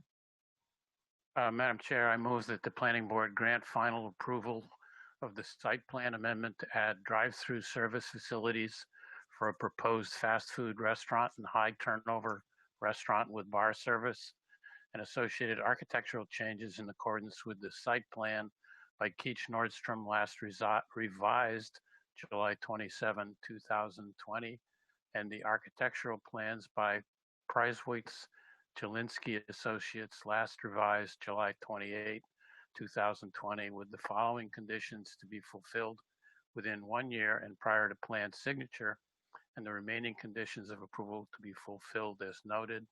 And that would be items 1 through 7 on the staff memo dated August 17, 2020. Over. I'll second. So I have a motion by Hal, seconded by Councilwoman DeShako. Any discussion? Raise your hand. Seeing none, by roll call vote, Hal, Aye. Mac, Aye. Councilor DeShako, Aye. Jeff, Aye. Priscilla, Aye. Stephen, Aye. Rick, Aye. Matt. Aye. Application passes unanimously. I want to thank Chris Riley, Charlie Logitatos, Miri Spindler, and all of you for presenting on this application. At this point in time, you are welcome to leave the Zoom meeting. Thank you. Thank you. This brings us to our final application this evening, which is Ekman Construction Company, Silverstream Properties LLC, request for approval of a site plan to construct phase 2 improvements, including a 2-story, 8,980 square foot office and light industrial building addition and an expanded parking area at Belmore Drive, lot 1-18-20, zoned SI. And I believe that back by popular demand, we have Jason Lopez from Keach Nordstrom. And who else do we have on the line for the applicant? Yes, we have Matt and Mark Walsh, both with Ekman Construction, Silverstream Properties. We're in the same room together at our office here in Bedford. I see that. Thank you for being here. The room is yours. Yes, thank you, Kelly. So I think we'll just give a brief overview of the project. As many of you know, we were in front of you at the end of June. We got started on this piece of land that we purchased on Belmore Drive to construct our own light industrial facility, primarily for ourselves with several tenants in order to be able to support the build out of the building. We originally permitted this project in 2 phases, 2-phase site design, simply so that we could circumnavigate the state's requirement of 100,000 square feet and over. You needed to go to a state AOT permit for alteration of terrain. And that process takes up to 4 months, and it was our intention to get started even earlier this year, prior to understanding the effects of the pandemic. And we wanted to be able to start on phase 1 site work and use these summer months in order to build out what you see on your screen, which was approved for construction this past end of June. So we got started on last month, mid-July, on our phase 1 site work. We parallel path phase 2 drawings and submission to the town, as well as the phase 2 required state of New Hampshire AOT permit, which allowed us to exceed 100,000 square feet of disturbed area. We have recently received full approval from the state on the AOT. I believe that permit application, a copy has been provided to the planning department. It was dated August 5th, give or take. So we've received that permit in hand. And we are back before you tonight simply to permit phase 2 of the site build out. And I think it's important to note that we are showing an addition and simply setting up this site for a future addition. We have no immediate plans to build that addition. We've explained this back in June, but we want folks to understand what our intentions are. But the site, the roadway around the site, we've actually brought back in order to not require any buffer encroachments to the residential development behind us. So we've even brought in about 30 feet, that addition from being flush with the end of our already permitted phase 1 construction. So that's kind of the gist of it. We're here tonight primarily for the site improvements. I'll also note that many of the improvement infrastructure items were permitted with phase 1, the cistern, the leach field, subsurface drainage. Very minor modifications have been made in phase 2. We've adjusted as necessary, the dumpster location, a couple of minor things, but overall, this is the same plan you saw in phase 1. We're just here to allow ourselves to complete, with your blessing, the build out of the circulatory roadway around the site. Like I said, that exceeds that 100,000 square feet. So without further ado, I'd like to turn it over to Jason if he has any additional comments. I think we're definitely happy to field questions. We did see the conditions of the approval. We have no issue with the conditions of approval, which requires us also to come back in front of the board for architectural approval of a future addition should we choose to go down that path. Matt pretty much covered most of it. We'll use the existing 2 curb cuts that were approved in phase 1. We did provide a updated short form traffic memo reviewed by VHB. No issues with that. Other than that, no, that should do it unless there's specific questions from one of the members. So moving to board member questions, Hal.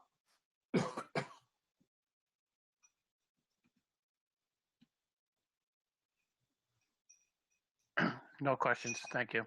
Mac. Questions at this time. Thank you. Counselor DeShako. No questions. Jeff. No questions. Priscilla. No questions. Thank you. Stephen. No questions, thanks. Rick. No questions. Thank you. Matt. No questions at this time. Thank you. Charlie. No questions. Thank you. John. No questions. Thank you. Okay, so I'm going to open the public hearing at this point and invite members of the public to speak. If there's anyone on the Zoom call that's a member of the public, feel free to raise your hand or chime in at this time on this application. Hearing no one, Becky, can you tell me if there were any comments received by email today? Sure, we have Bob Poirier with hand raised to speak on this. Yes, thank you. My name is Bob Poirier with English Woods Homeowners Association. I know it's probably early to ask this question, but now that the site has been cleared, the buffer zone, I guess, if you will, is literally consists of 1 pine tree, in some cases none, and the pine trees that are there have no low-hanging branches. What are the plans as far as the buffer zone for plantings or anything in there to give us some sort of a buffer zone on our property to the property that's being built on. Yeah, Mark and Becky, could you pull up the landscaping plan? Mark, that's sheet 5 of 9.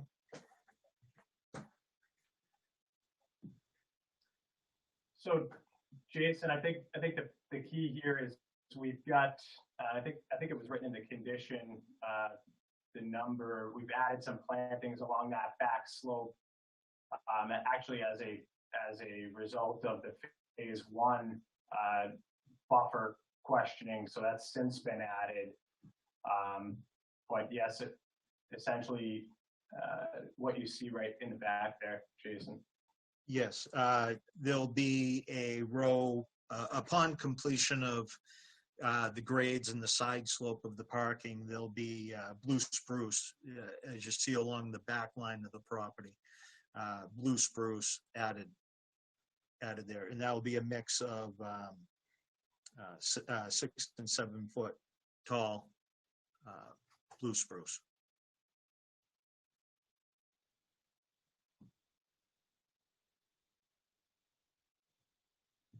Were there any comments that were emailed in prior to the meeting or during the meeting?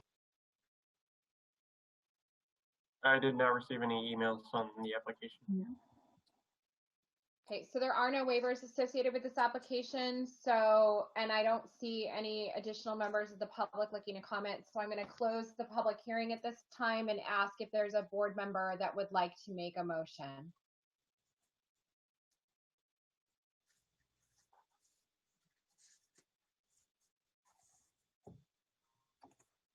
Anyone? Chair, I'd be glad to make a motion. Thanks. I move that the planning board grant final site plan approval for the proposed phase 2 improvements, including a 12,410 square foot building addition with office and light industrial uses at Belmore Drive, lot 1-18-20, in accordance with the engineering plans prepared by Keach Nordstrom Associates, last revised July 31, 2020, with the following conditions to be fulfilled within 1 year and prior to plan signature, and the remaining conditions of approval to be fulfilled as noted, and they are numbers 1 through 10 as shown on the staff report. There a second? I'll second that.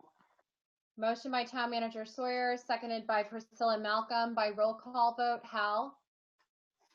Aye. Mac? Aye. Counselor DeShocco? Aye. Jeff? Aye. Priscilla? Aye. There we go. Thank you. Stephen? Aye. Rick? Aye. Matt? Aye. The ayes have it unanimously. The motion passes. The application is approved. I just want to thank representatives from Ekman Construction and Jason Lopez. Shout out to you tonight for being on all of the board applications this evening. All y'all are welcome to leave the meeting at this time. All right. Thank Thank you you very much for your time. Thank you. So it's my understanding that there are no new planning board minutes to review and approve at this meeting. So we can move directly to communication from staff. Sure, thank you, Kelly. I do want to update the board again on the developments with the master plan. BCTV is finalizing the master plan presentation that was jointly produced with members of the think tank and our planning consultants, Town Planning and Urban Design Collaborative. I expect them to be putting kind of the final touches on that presentation tomorrow, and I expect it to be set to broadcast the program later this week. And I'll send an update out to the board, letting you know how to watch the program, when it's going to be broadcast. And if you could please share the program with your friends and family. The next 30 days or so is the last and final push for public comment on the master plan. So I'd also encourage all of you to read it if you haven't. Get us your final thoughts and comments on the plan. We'll be dedicating a meeting in September to reviewing and discussing, any and all final comments of the plan. And we'd like to schedule this for board discussion and hopefully board adoption later this fall. So we're excited to be at this point, and it's been a long process this spring with COVID and the challenges that the pandemic has brought upon conducting public outreach and wrapping up a plan of this nature. If you have any questions, you can always reach out to me or Mark, and we're excited to be bringing this to the forefront again. Becky, Thank you. quick question. You Sure. said, asked to make sure we've all read the plan. Is there a new version out, or are you talking about the original draft? We have the original draft. There will be a new version that will get put out that has changes, not broad sweeping changes, but changes that were discussed by the board the last time we reviewed the plan and in response to some of your comments. I don't believe that's been published yet. I'm going to look to Mark on that one. I think they were wrapping up a few final photo edits, and we expect an updated plan to be published so that I guess the more current plan is available for the public to look at, so we won't be seeing those repeat comments. We'll send a link to the plan and a link to the broadcast as soon as it's available, and then we'll have about a month to wrap up the final public input period. Well, you asked us to make sure the public looks at the program and makes comments, more comments. Are they commenting? What version are they commenting on at this point? At this point, if they've looked at the old version and they want to send us their comments, that's fine. That we'll know whether you're commenting on an old or new version based on your comments, and things like the big ideas, those haven't changed. We're not seeing content changes. A lot of the changes that were made had to do with initial comments about graphic layout and presentation of the plan. It's pretty disappointing that we're not seeing changes to more extensive changes. But I'll wait to see where it goes. Yeah, wait to see, Charlie, before I hope we have something about the schools.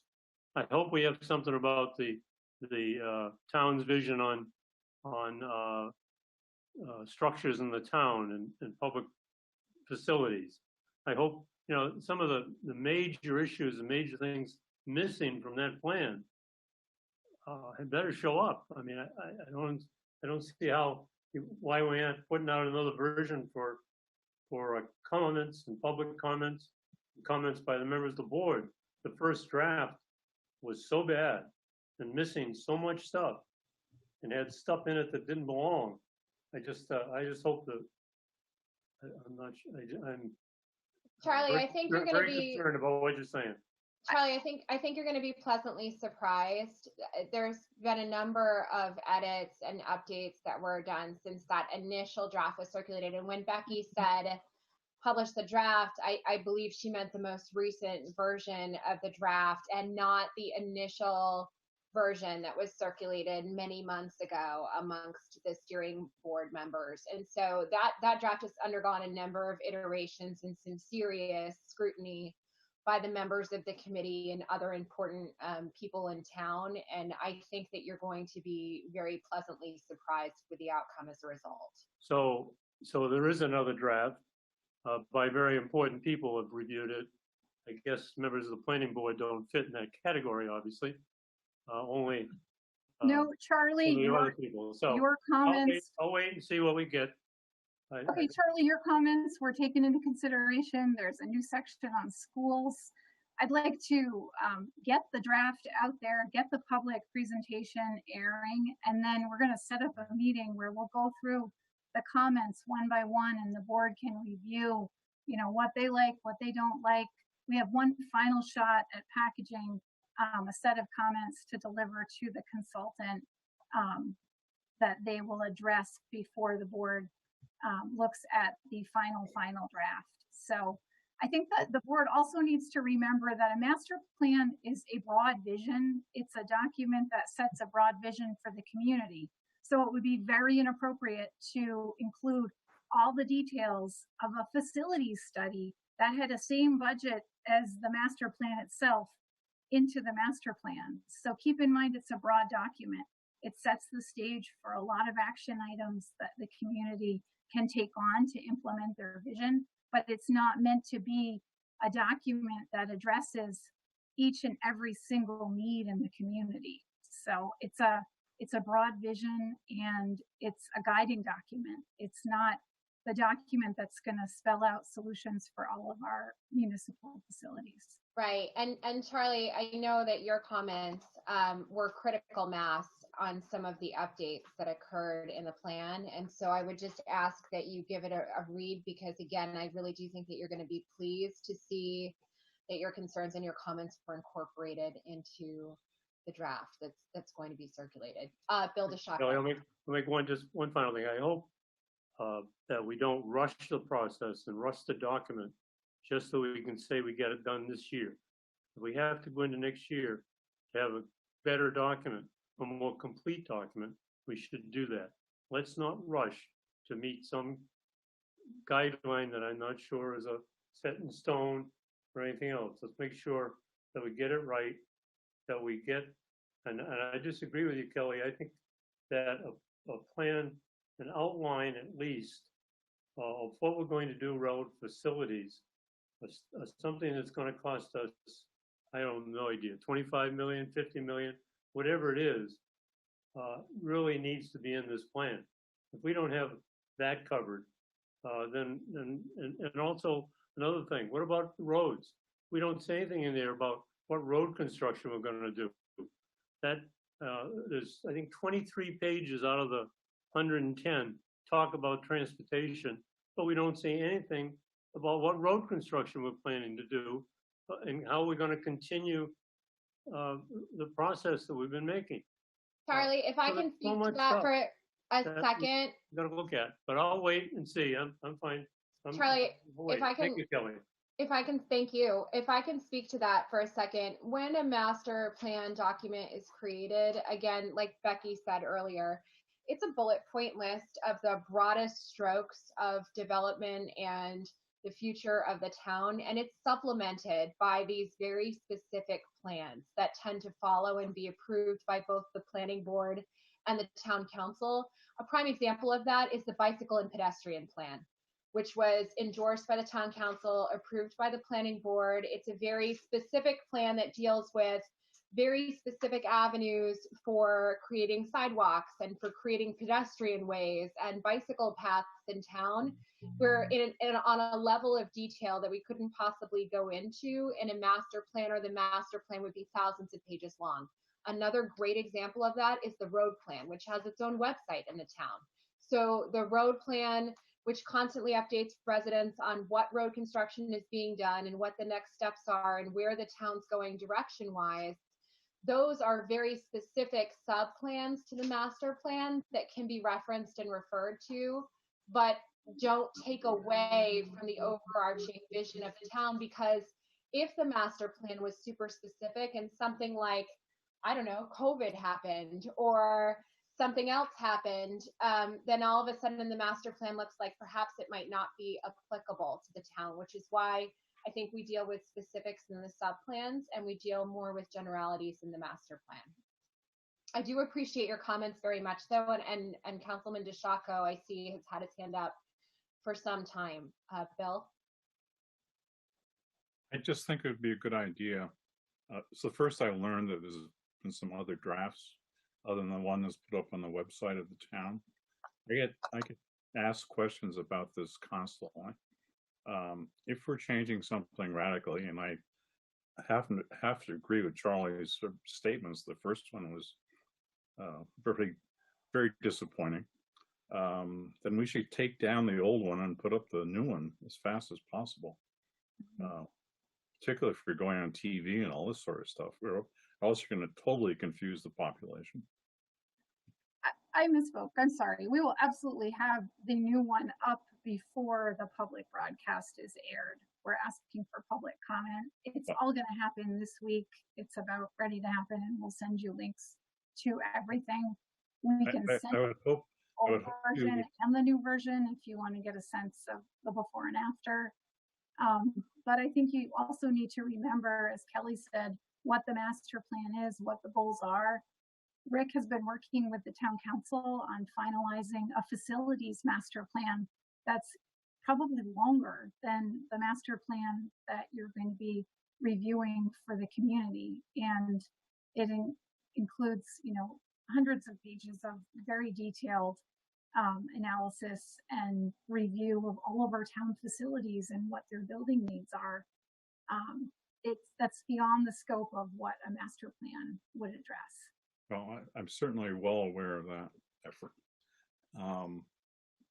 I'm just saying that the general public is not well aware of these efforts. They see something on the website, they pick it up, they read it, they sort of say, this makes no sense to me. If we don't get rid of that type of thing and put something fresh up there, then it's just going to make it worse. It's just going to confuse people. So I exercise some caution. Yeah. And I would like to see if there's a courtesy of giving the members of the planning board and the town council at least a few days preview before it goes up publicly, so we have a chance prepared to answer questions we may get from the rest of the constituents. Sure. That's all we are. We're just a filter, and make our lives a lot easier. And I'm speaking for all my colleagues in the council. I hope I'm speaking for my colleagues in the planning board. But it's basically my opinion. And I think it's necessary that we do that. Thanks. Are there any other members of the planning board with comments on the master plan specifically? Seeing none, I think this ends staff communications. And so Becky, are there any updates in communications with the board beyond this, or? No, just that you do have a third meeting in August on August 31st. So mark your calendars. Woohoo. Yeah.